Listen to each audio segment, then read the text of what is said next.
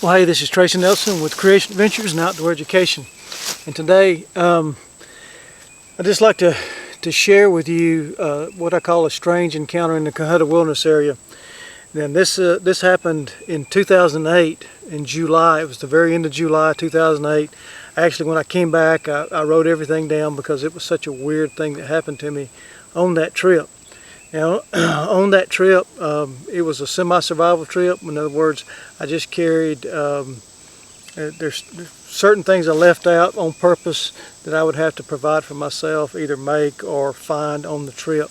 So, let me give you a quick background about myself. First of all, I'm a retired wildlife biologist and conservation officer. Worked for the state of Alabama for 25 years. And so I worked in the woods almost every day, and then a lot of times we worked at night also. I'm also a part-time, well, a bivocational, I should say, pastor of a small church. So it is a little bit, to share something like this, you know, you're taking a chance that people are going to think that you're making stuff up. But I assure you that this happened to me, and to this day, it's 17 years later, I still don't know what I encountered that night. And let me go ahead and make a qualifying statement. I don't believe in Bigfoot or Sasquatch or Yeti or whatever people call them. I have absolutely no belief in those things that they exist. When I tell you this story, I'm not even considering that in the mix as a possibility, if you will. So on this trip, I didn't carry a sleeping bag, a tent, a tarp, or a blanket, or anything like that. And I didn't carry any fire-making stuff. So my goal was to hike in on the first day and build a shelter similar to what's behind me, the debris shelter, and then work on gathering my materials and get a bow drill fire going before it got dark that night. Okay, that was my goal. It didn't work out that way. Now, for those of you who are familiar with the Cohutta Wilderness Area, let me just say I have been going to the Cohutta Wilderness Area since 1984 was my first trip. On that trip I went in on Dally Gap and hiked down to the Jacks River Trail and stayed in there a few days and fished and camped. Since then I've gone in on Dally Gap several times. I've gone in on other places such as the lower end of the Jacks River Trail. I've been in on that way several times.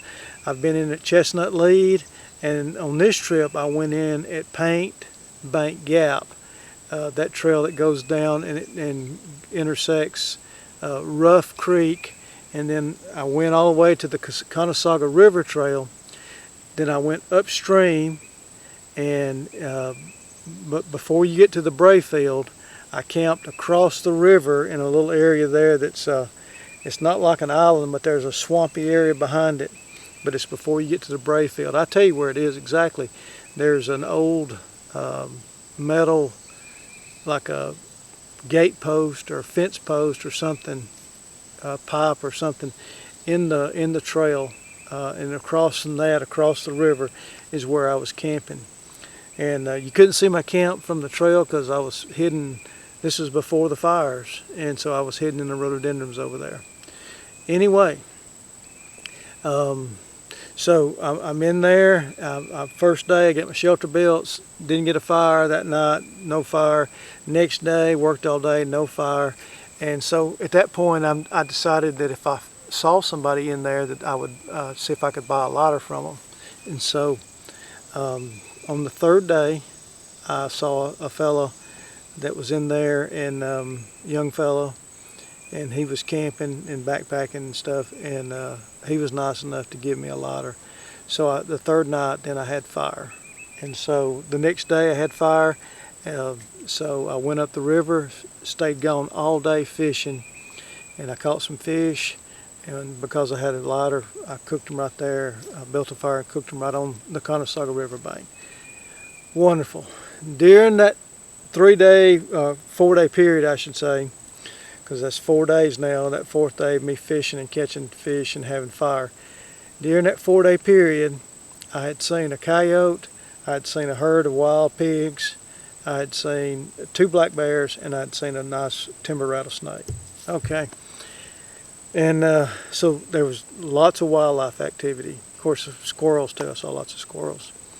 Anyway, so on that fourth night, I was just really tired, and so I didn't stay up long after it turned dark. And so I have a little fire pit over here to the right of my opening, my debris shelter, okay? That's what I have. And then to my left, about 50 yards, is the Conasauga River.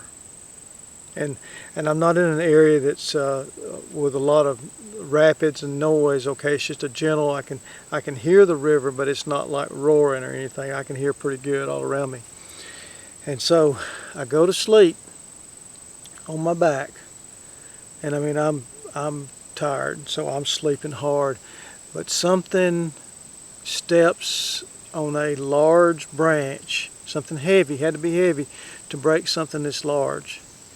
And I hear this crack of a pretty big stick breaking.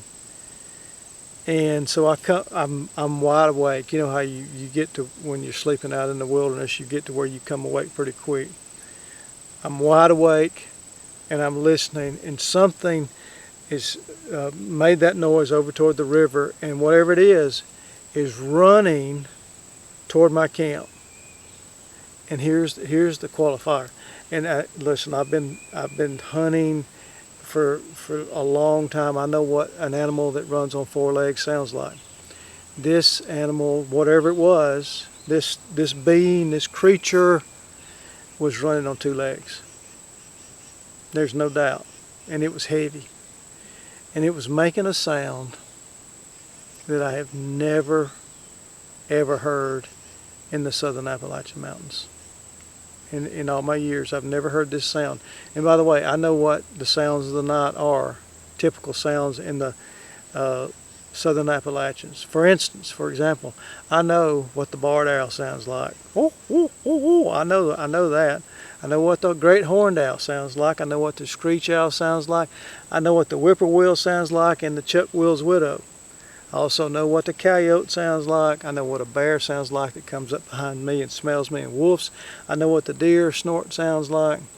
I know like I said, what the coyote sounds like. I know what a bobcat sounds like when it screams. So I know the sounds of the night. And whatever this was that was running on two legs toward my camp was making a sound I'd never heard. Now remember, I don't believe in Yeti. And so I'm more curious than anything, but I'll go ahead and roll over on my stomach. That's about all the time I had to do, because it's covering some pretty good ground pretty quick. I roll over on my stomach. I did have a pistol in my pocket. I went ahead and got it out, a little 380 Kel-Tec, just in case. You never know.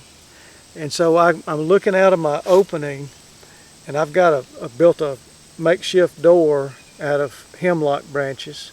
So it's kind of, it's not solid. It just slows down the airflow enough to where I can sleep pretty comfortable.